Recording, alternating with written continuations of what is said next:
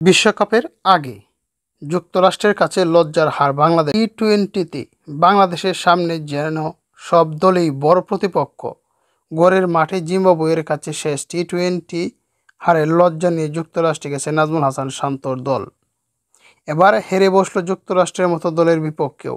বিশ্বকাপের ঠিক আগে বড় ধাক্কা খেল টাইগাররা। প্রেরি ভিউতে রুদ্ধশ্বাস ম্যাচে শেষ ওভারে বাংলাদেশকে 5 উইকেট আর 3 বল রেখে হারিয়েছে যুক্তরাষ্ট্র। 3 ম্যাচের টি-টোয়েন্টি সিরিজে তারা এগিয়ে 1-0 154 রানের লক্ষ্যে ব্যাট করতে নামে চূড়ান্ত সূচনা করে যুক্তরাষ্ট্র। স্টিভেন টেলর আর মুনাক প্যাটেল 19 বলে তুলে নেন 27 রান। শরীফুল ইসলামের বলে টেলর শট খেলতে গিয়ে নন স্ট্রাইকে স্টাম্প ভেঙে যায়। ভাগ্যগুণে 10 বলে 12 উইকেট নিয়ে জুটি ভেঙে দেয় বাংলাদেশ। তবে টেলর আর ঘোষ দ্বিতীয় উইকেটে আবার বয় ধরান। 32 বলে তারা যোগ করেন 38 রান। 1 উইকেটে 65 রান তুলে ফেলেছিলেন যুক্তরাষ্ট্র। সেখান থেকে বাংলাদেশের লড়াইয়ে ফেরান বোলাররা। 13 রানের মধ্যে 3 উইকেট তুলে নেয় টাইগাররা। এর মধ্যে 2 উইকেট মুস্তাফিজ, একটি নেন রেশাদ। টসে হেরে ব্যাট করতে নামে প্রথম থেকেই ধুঁকতে দেখা যায় 2 ওপেনারকে, বিশেষ করে লিটন দাসকে। বোলারদের মোকাবেলা করতে পারছিল দেখে মনে হচ্ছিল ব্যাটিং ভুলে গেছেন দেশের অন্যতম সেরা এই ব্যাটার। শেষ পর্যন্ত 15 বলে 14 রান করে আউট হন লিটন দাস। এর মাঝে আবার একটি জীবনও পেয়েছিলেন তিনি।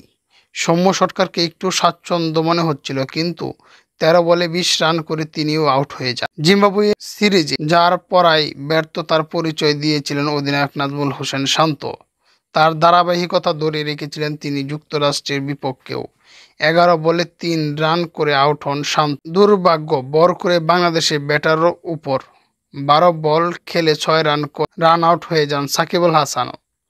68 রানে 4 উইকেট হারিয়ে যখন ধুঁকছিল টাইগাররা, তখন বাংলাদেশের ব্যাটিং হাল ধরেন মাহমুদুল্লাহ রিয়াদ এবং তৌহিদ হৃদয়। 2 নবীন এবং প্রবীণ জুটিতে 68 রান উঠে 22 বলে 31 রান করে দলীয় 135 রানের মাথায় আউট হন মাহমুদুল্লাহ রিয়াদ।